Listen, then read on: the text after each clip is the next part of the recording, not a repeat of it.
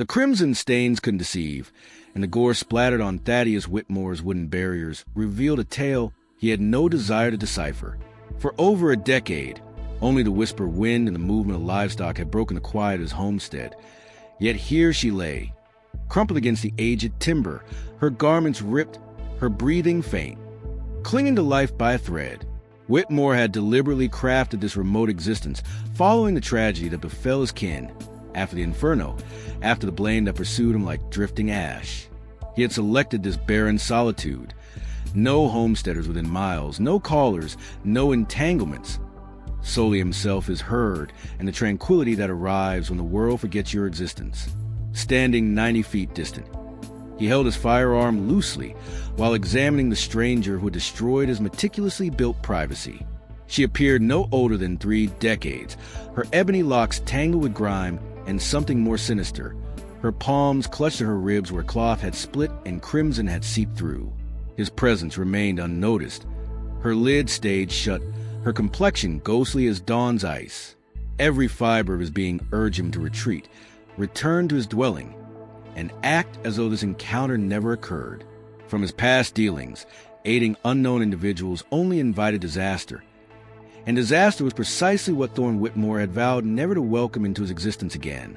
Yet she stirred against the barrier, releasing a faint noise, agony mingled with weariness.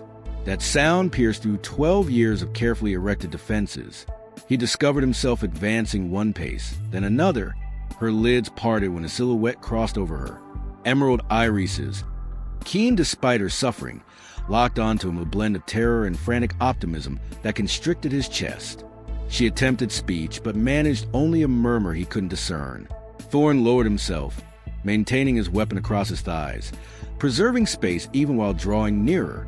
At close range, he observed the full scope of her wounds. Gashes along her limbs, bruising across her chin, and that injury at her torso that had saturated her dress. Someone had inflicted severe harm upon her. She found her voice then fractured and hoarse. "Please, they're approaching." Those words transformed everything.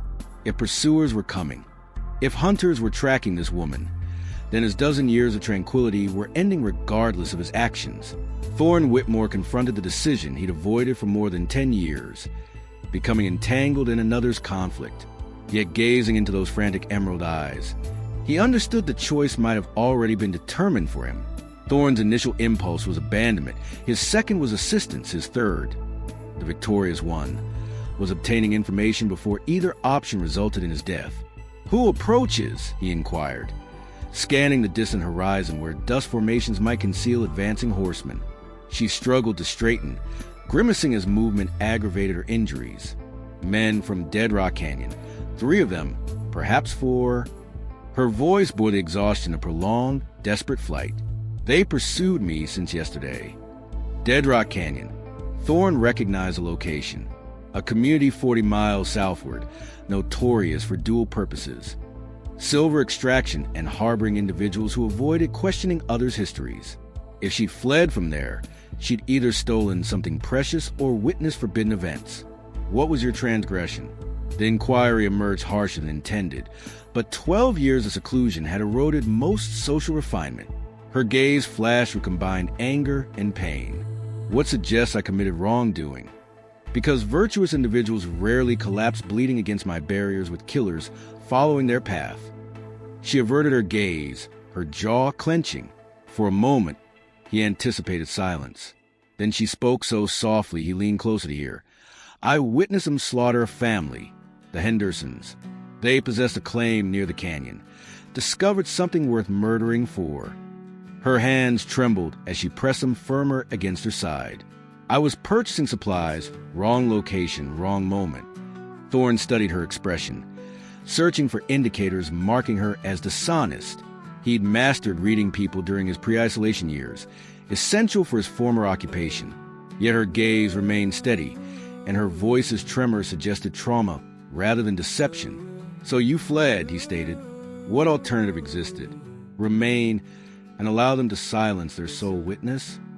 She met his stare again. "They murdered an entire family over the Hendersons' discovery. Do you believe they'd hesitate eliminating one additional person?" A distant sound drifted across the plains, unmistakable hoofbeats. Multiple horses approaching rapidly. Thorne rose, weapon ready, eyes sweeping the horizon. There, a dust cloud approximately 2 miles away, advancing swiftly toward his land. For riders, exactly as she predicted, the woman, he still didn't know her name, struggled upright, using the fence for support. "Please," she whispered, "I won't create trouble. Just direct me to water, and I'll continue fleeing." But Thorne was calculating. For armed men, likely desperate to conceal their actions, if they'd eliminate a family over the Hendersons' discovery, they wouldn't spare witnesses. Now that they'd traced her to his property, his involvement was inevitable whether he preferred it or not. The hoofbeats intensified. Within 10 minutes, those riders would summit the hill and observe his ranch. They'd see him, and Thorne Whitmore would decide whether 12 years of peaceful isolation merited dying for. Thorne reached his decision in the interval between heartbeats. Not from bravery, certainly not from foolishness. He decided because he recognized something in the woman's expression, the same desperate, trapped look he'd seen in his mirror 12 years prior. "Can you move?" he asked, already advancing. She nodded, though her grip on the post suggested walking would require more hope than ability. "I'm Seraphina Caldwell," she said as he supported her waist, bearing her weight. "Sarah, Thorne Whitmore, and we're about to become intimately familiar with my root cellar." The cellar served as a contingency plan, a concealed chamber beneath the kitchen floorboards where he'd stored emergency provisions and, honestly, where he'd intended hiding if his past ever surfaced. He'd never envisioned concealing someone else. Approaching the house, Sarah stumbled, her legs failing. Without thought, Thorne lifted her, carrying her the remaining distance. She weighed less than anticipated, fragile in a manner that tightened his chest with buried emotions. The hoofbeats grew louder, close enough to distinguish individual mounts. Inside, Thorne seated Sarah and revealed the hidden entrance. The cellar was compact but well supplied. Water, preserved food, medical provisions. He'd learned preparation's value through harsh experience. "Bandages are below," he said, assisting her descent. "Tend your wounds. Remain silent regardless of what you hear." Sarah grasped his wrist before he could seal the entrance. "Why do you aid me? You don't know me, don't know if I speak truthfully." Thorne gazed down at her upturned face, observing genuine confusion there. How long since someone had shown her kindness without expecting reciprocation? "Perhaps I recognize the expression of someone fleeing what they cannot combat," he said quietly. "Perhaps I understand having nowhere else to go." Before she could respond, he closed the entrance and repositioned the covering rug. The approaching horses were perhaps a minute away. He could hear them distinctly. For riders, as Sarah had stated, their mounts laboring from extended pursuit. Thorne inspected his rifle, then moved to the window. The riders crested the hill in dust and fury, spreading as they neared his property. Hardened men with harsh faces. The type who wore violence like others wore hats. The leader, a tall man bearing a scar from ear to jaw, raised his hand, halting the group 50 yards from the house. Even at that distance, Thorne observed the cold calculation in the man's eyes. "You Whitmore," the scarred man called. Thorne stepped onto his porch, rifle held casually but prepared. "Depends who's inquiring." "Name's Kane Murdoch. We're tracking a woman, dangerous criminal. You seen anyone pass through here?" There was the falsehood that would force Thorne to choose between safety and conscience. He could see in Murdoch's eyes that this man had killed before and would kill again without hesitation. Thorne had lied previously, during the war, after the war, and in the dark years following when truth was an unaffordable luxury. But standing on his porch facing Kane Murdoch, he realized this lie would cost him everything he constructed. "Haven't seen a soul in weeks," Thorne said, his voice steady despite his rifle's weight. "Gets lonesome out here, but that's my preference." Murdoch's eyes narrowed, scanning the property with a tracker's thoroughness. His gaze lingered on the fence posts where Sarah's blood had darkened against the weathered wood. "Funny thing," Murdoch said, dismounting with practiced ease. "We followed her trail directly to your property line. Blood trail, too. Woman was badly injured when she passed through." The other 3 riders dispersed, not exactly threatening, but positioned like men who understood confrontation outcomes. Thorne recognized the formation. He'd employed himself in another lifetime. Blood could originate from anything, Thorne replied. Coyotes hunt here regularly. Maybe your woman encountered something with fangs. Murdoch smiled, but it was a smile preceding violence. Mind if we examine the area? Just to ease our concerns. It wasn't a request. Thorne could see that in how Murdoch's hand rested near his weapon, and how the other men observed his every movement. They'd search his property regardless of his consent. The only question was whether they'd kill him before or after. Free country, Thorne said, stepping aside. Though I'd appreciate not disturbing my cattle. They startle easily. As Murdoch approached the porch, Thorne noticed something that chilled his blood. Mud on the man's boots, not ordinary mud, but the distinctive red clay found in only one regional location. The same clay covering the Henderson property near Dead Rock Canyon. Sarah had spoken truthfully. Murdoch was close enough now that Thorne could smell stale whiskey on his breath. See dry blood beneath his fingernails. This wasn't merely a killer. This was a man who enjoyed his craft. Nice place you have here, Whitmore, Murdoch said, his eyes cataloging every house detail. Quiet, private. The kind of place where a man could hide things, or people. I'm a simple rancher, Thorne replied. Don't have much use for hiding anything. Simple rancher, Murdoch chuckled. That's what they all claim. But you know what I think? I think you harbor secrets. Whitmore, I can smell them on you. One of the other riders called from near the barn. Kane found fresh horse tracks. Someone was here recently. Thorne's mind raced. Those would be his own tracks from this morning's ride to inspect the fence line. But Murdoch wouldn't know that. In his current mood, the man would likely assume the worst. Murdoch's hand moved closer to his weapon. Thought you said you hadn't seen anyone. I said I hadn't seen a soul. Didn't say I hadn't left my own property. Thorne kept his voice level, but his finger found his rifle's trigger. Rode out to check my fence line this morning. Found some posts damaged. Probably the same animal that left that blood. For a long moment, the two men stared at each other. Thorne could feel the moment's weight, the terrible balance between truth and lies, between safety and catastrophe. Then Murdoch smiled again, and Thorne knew that whatever happened next, his 12 years of peace were ending in violence. The tension broke when Murdoch stepped onto the porch uninvited. That single act crossed a line Thorne had drawn in blood 12 years ago. No one entered his sanctuary without permission. Let's have that look inside, Murdoch said, his hand now resting openly on his gun. Thorne raised his rifle an inch. Not quite a threat, but close enough to clarify his position. I'd rather you didn't. Wasn't asking. Murdoch's three men moved closer, their intentions written in their positioning. This was about to become a fight, and they all knew it. But before anyone could draw, a new sound cut through the tension. Hoofbeats approaching rapidly from the east. A single rider pushing his horse hard across the open ground. Murdoch cursed under his breath, his attention divided between Thorne and the approaching stranger. In that moment of distraction, Thorne caught a glimpse of something that made his heart sink. One of Murdoch's men was studying the ground near the porch, following a trail Thorne couldn't see, but knew was there, droplets of Sarah's blood leading toward the house. The approaching rider crested the ridge, and Thorne could see him clearly now. A young man, maybe 25, with the desperate urgency that comes from carrying bad news. He pulled up hard in front of the group, his horse lathered and breathing heavily. Kane, the young man called out, "We have problems back in Dead Rock. Sheriff's asking questions about the Henderson place." Someone tipped him off. Murdoch's face darkened with rage. What kind of questions? The kind that end with a rope if we don't clean this up fast. The young man's eyes darted to Thorne, then back to Murdoch. We need to ride now. For a moment, Thorne thought salvation had arrived, that Murdoch would be forced to abandon his search and deal with the larger threat.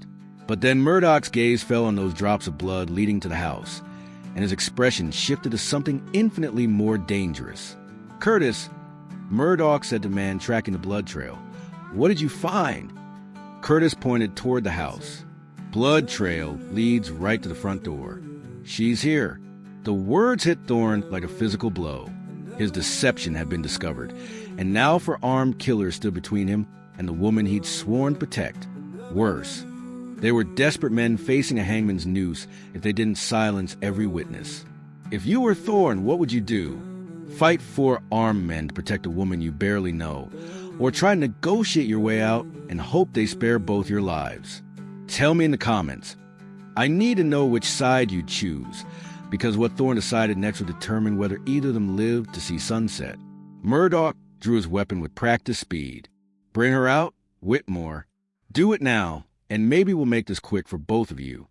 But Thorne was already moving, his 12 years of isolation stripped away in an instant, revealing the man he'd been before, a man who'd learned that sometimes the only choice is to fight. Thorne's rifle cracked like thunder, and Curtis dropped before his weapon cleared leather. The shot echoed across the plains like judgment, and suddenly the quiet ranch became a battlefield. Murdoch dug behind his horse as Thorne's second shot splintered the porch post where his head had been. The other 2 men scattered, seeking cover behind the water trough and barn wall. Years of muscle memory kicked in. Thorne's hands worked the rifle action smooth and fast, just like he'd learned in the war, just like he'd hoped never to use again. You picked the wrong side, Whitmore. Murdoch shouted from behind his horse. All this for some woman you don't even know. Thorne didn't waste breath on answers. He put a round through the water trough, sending the man behind it scrambling for better cover. The messenger, young and clearly in use of gunfights, had wheeled his horse and was riding hard back toward the ridge, apparently deciding that whatever waited in Deadrock was preferable to Thorne's rifle. Smart kid, Murdoch appeared around his horse's flank, pistol blazing. Bullets chewed splinters from the porch railing as Thorne dropped flat, rolling behind a heavy wooden bench he'd built for quiet evenings he'd never have again. The silence that followed was worse than the gunfire. Thorne counted shots, calculated angles, tried to remember everything he'd learned about staying alive when outnumbered. 2 men left besides Murdoch, both of them with clear shots at the house if he showed himself. Then he heard it, a sound that made his blood freeze. The trapdoor creaking open. "Don't," he called out, but it was too late. Sarah's voice drifted up from the cellar, weak but determined. "Let me help. I can shoot." "Stay down," Thorne hissed, but she was already climbing up, a pistol in her hand, his spare Colt that he kept in emergency supplies. Murdoch heard the exchange and laughed, a sound like breaking glass. "That's right, girl. Come on out. Let's finish what we started at the Henderson place." Sarah appeared beside Thorne, her face pale, but her hand steady on the gun. Blood had soaked through the makeshift bandages she'd applied, but her eyes burned with something beyond pain. "They killed a little girl," she whispered to Thorne. "Sarah Henderson. She was only 8 years old. Murdered her because she saw them kill her parents." The words hit Thorne like bullets. An 8-year-old child. Suddenly, this wasn't about protecting a stranger anymore. It was about justice for the innocents these men had butchered. "How many rounds you got?" Thorne asked. 5 in the gun, plus whatever's in your belt." Thorne checked his rifle. 3 rounds left. Against Murdoch and 2 experienced killers. It wouldn't be enough for a straight fight. But then he remembered something. The old mining explosive he kept in the barn for clearing stumps. Dangerous to store, but effective for more than just moving rocks. "Can you keep them busy for 2 minutes?" he asked. Sarah nodded, though sweat beaded her forehead from pain and effort. "What are you planning?" "Something stupid." Thorne checked the distance to the barn. 30 yards of open ground where any of the 3 men could cut him down, but maybe stupid enough to work. He looked at this woman he'd known for less than an hour, this stranger who brought violence back into his carefully ordered world. She could have stayed hidden, could have let him face this alone. Instead, she'd chosen to stand with him. "Ready?" he asked. Sarah positioned herself at the corner of the porch, Colt steady in her hands. "For Sarah Henderson." Thorne sprinted toward the barn as Sarah opened fire, her shots forcing Murdoch and his men to keep their heads down. But 30 yards had never seemed so far, and Thorne knew that any second one of those killers would risk Sarah's bullets for a clean shot at his back. Thorne's boots hit the barn floor as a bullet whistled past his ear, close enough to feel the heat. Behind him, Sarah's Colt barked steadily, keeping the killers honest. He dove toward the corner where he kept the mining supplies, hands searching frantically for the small wooden box marked with skull and crossbones. There, 2 sticks of dynamite, fuses intact, enough explosive to level half the barn or turn the tide of this fight. His fingers found the matches as another bullet punched through the barn wall, showering him with splinters. Outside, Sarah's shooting had stopped. Either she was reloading or she was down. Thorne didn't have time to find out which. He lit the first fuse with shaking hands, the spark catching with a sharp hiss. 20 seconds, maybe 30, before it blew. He sprinted back toward the barn door, dynamite in one hand, rifle in the other. Sarah was still alive, crouched behind the porch railing with blood running down her arm from a fresh graze. She saw him emerge from the barn and nodded. She understood what he was planning. Murdoch's voice rang out across the ranch. "Give it up, Whitmore. You're outgunned and outmanned. Send the girl out, and maybe I'll let you live." Instead of answering, Thorne hurled the dynamite toward the water trough, where 2 of Murdoch's men had taken cover. The stick tumbled end over end, fuse sparking like a fallen star. The explosion shattered the morning air, sending dirt and debris skyward in a massive geyser. When the dust cleared, one of Murdoch's men was motionless on the ground.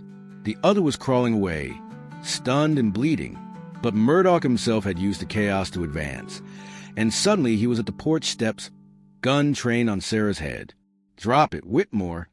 Murdoch's face was a mask of rage and desperation.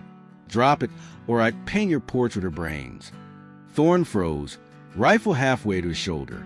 30 feet separated him from Murdoch, but it might as well have been 30 miles. At this range, the killer couldn't miss. Sarah looked at Thorne across that impossible distance, and he saw something in her eyes that made his chest tighten. Not fear, but acceptance. She'd made peace with dying, probably made it back in Dead Rock Canyon when she decided to be the witness these killers couldn't silence. "Don't," she said quietly. "Don't let him win."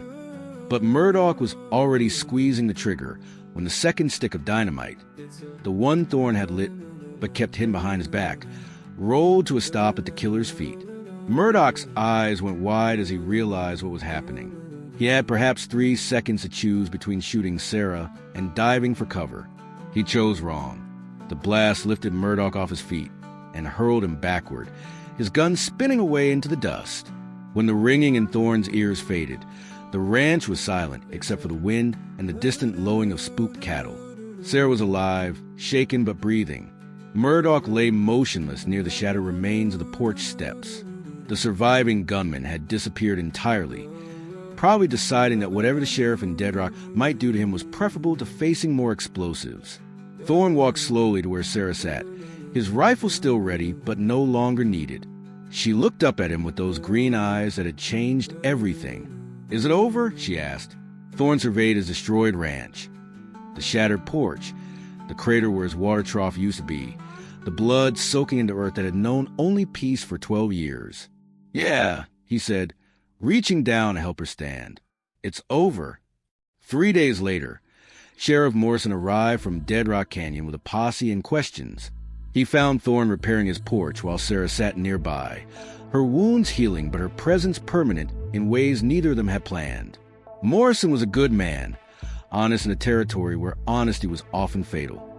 He listened to their story, examined the bodies, and nodded when Thorne handed over the dynamite that Murdoch had been carrying. Evidence of the silver claim that had gotten the Henderson family killed.